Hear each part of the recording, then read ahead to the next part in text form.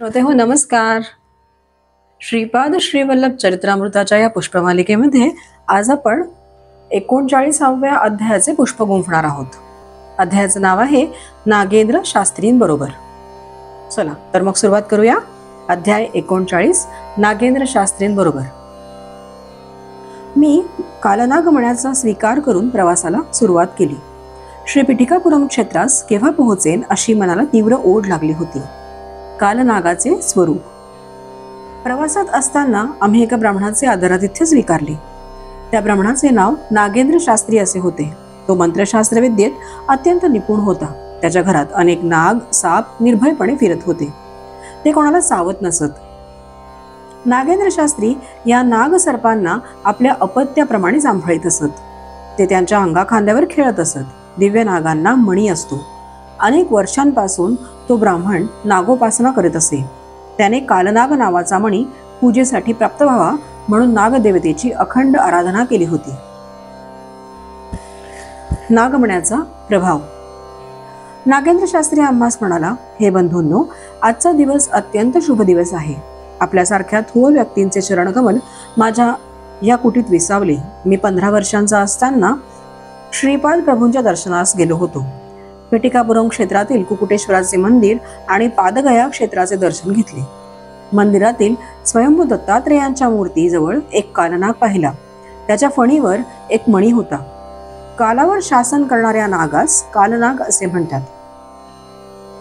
कालनागाच्या फण्यावर मणी असून तो महर्षींप्रमाणे निरंतर योगध्यानात मग्न असतो.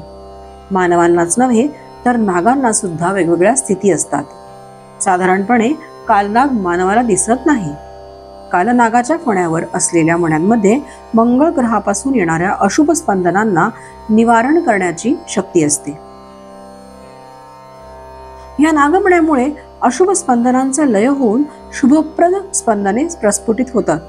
त्या मंगलमयी स्पंदनाने मंगळ ग्रहाच्या पीडितांना त्यांच्या पीडा नष्ट होऊन शुभफल प्राप्त होते. मंगळ ग्रह पत्रिकेत योग्य स्थानी नसेल तर जीवनात अनेक अडचणी येतात. जसे घरच्या लोकांचा विरोध, बांधवांचा मित्रांचा विरोध, ऋण बाधा, कन्येच्या विवाहास विनाकारण विलंब, कोणत्याही कामात समर्थता असून यशप्राप्ती न होणे इत्यादी. स्वयंभू दत्तात्रेयांचे दर्शन घेतल्यावर मला नागमणी मिळावा अशी अत्यंत तीव्र इच्छा लागून राहिली. तो मणी मिळाल्यास मला जीवनातील सर्व काही मिळाल्यासारखे होईल. श्रीपाद प्रभूंच्या पादुकांचा महिमा. नागदोष निवारणार्थ नियम. मी नरसिंह वर्मांच्या घराजवळून जात होतो. श्रीपाद प्रभू त्यांच्या घराच्या समोरील अंगणात लीला विनोद करीत होते. त्याबरोबरच झाडांना पाणी घालणे सुद्धा चालू होते. श्री नरसिंह वर्मा झाडांना आळे करीत होते. त्यांच्या अंगणात एक औदुंबराचे झाड होते. त्याला चांगले पाणी मिळावे यासाठी नरसिंह वर्मा त्या झाडास आळे करीत असताना त्यांच्या हातास श्रीपादांच्या पायाच्या ताम्र पादुका लागल्या. त्या 12 वर्षाच्या मुलाच्या सामुद्रिक शुभ लक्षणांनी युक्त अशा पादुका होत्या. तितक्यात नागेंद्र शास्त्रींची हाक कानावर आली. मी आश्चर्याने त्यांच्या जवळ गेलो. नरसिंह वर्मा त्या पादुकांना शुद्ध जलाने व नंतर नारळाच्या जलाने धुत होते. त्या धुतल्यानंतर त्यांनी त्या श्रीपादांच्या पादपद्मांजवळ ठेवल्या. त्या पादुकांची पूजा करण्यासाठी वर्मा अत्यंत उत्सुक असल्याचे दिसत होते. परंतु श्रीपाद प्रभूंचा संकल्प काही वेगळाच होता. त्या पादुकांना त्यांनी मोठ्या प्रेमाने कुरवाळले. नागेंद्रांना एका पीठाची स्थापना करून या पादुकांची पूजा कर असे श्रीपादांनी सांगितले. ते म्हणाले, नागेंद्र शास्त्री, तू कालनागाजवळ असलेला मणी मिळावा म्हणून फार दिवसापासून वाट बघत होतास. मी तुझ्यावर प्रसन्न झालो आहे. कालनाग ज्या दिव्य पादपद्माची आराधना करून त्याच्या दिव्य मनाने ज्या स्वामींची पूजा करतो तो महास्वामी मीच आहे. या दिव्य पादुका माझ्याच आहेत. त्याचीच तू नित्यनेमाने पूजा अर्चना करीत जा. आधिव्याधींनी पीडित जन तुझ्याकडे येतील.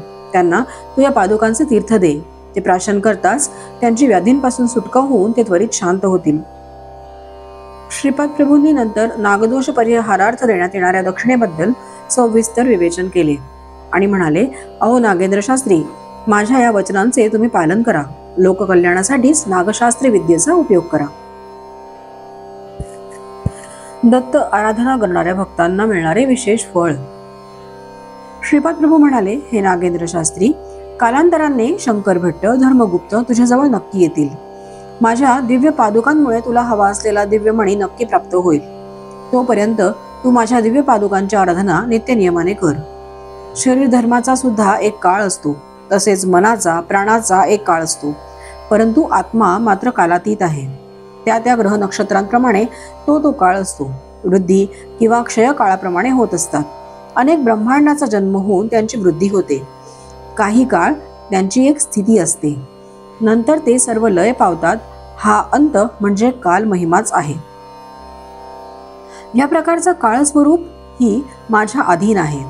माझी आराधना करणाऱ्यांना काळपुरुष मी सर्वदा अनुकूल ठेवतो. भूत, प्रेत, पिशाचादी महाशक्ती सुद्धा दत्त आराधना करणाऱ्या साधकांचे काही बिघडवू शकत नाहीत किंवा काही वाईट करू शकत नाहीत. या सृष्टीत असलेल्या सर्व प्राण्यांपेक्षा जास्त बलवान मीच आहे. माझ्याकडून बल प्राप्ती करून घेऊन जीवराशी वृद्धिंगत होतात. गर्वाने मदोन्मत्त झालेल्या मानवापासून मी माझे बळ काढून घेतो. गर्वाला, अहंकाराला आणि सर्व अनिष्ट स्वरूपांच्या घटनांना मीच कारणीभूत असतो. माझी आराधना करीत सर्वदा शांतिरूप होऊन राहणाऱ्यांना मी नित्य संतुष्ट ठेवून आनंदरूप करतो. त्या महापुरुषांनी माझी वर्माच्या घरी जेवणाची व्यवस्था केली होती. श्रीवर्मा हे स्वतः अन्नदाते आहेत. दत्तात्रयांना सुद्धा अन्नदानाची खूप आवड होती.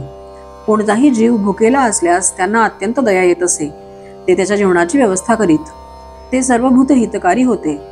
मी महास्वामींची आज्ञा घेऊन निघालो होतो. या स्थळी मी आश्रम उभारला होता. जो कोणी माझ्याकडे येईल त्याला मी वर्णाश्रम धर्म समजावून सांगत असे. श्रीपाद प्रभू मला म्हणाले, तुझी मंत्रशास्त्र विद्या चांगल्या कामासाठी उपयोगात आण. पीडितांची निरपेक्ष भावाने सेवा कर. लोकांनी स्वेच्छेने दिलेले धन तेवढे स्वीकार. अधिक धनाची अपेक्षा करू नकोस. श्रीपाद श्रीवल्लभांचा जय जयकार असो. श्रीपाद राजम शरणम प्रपद्ये. श्रोते हो, 39व्या अध्यायाची फलश्रुती मी तुम्हाला सांगते. सर्पदोष निवारण.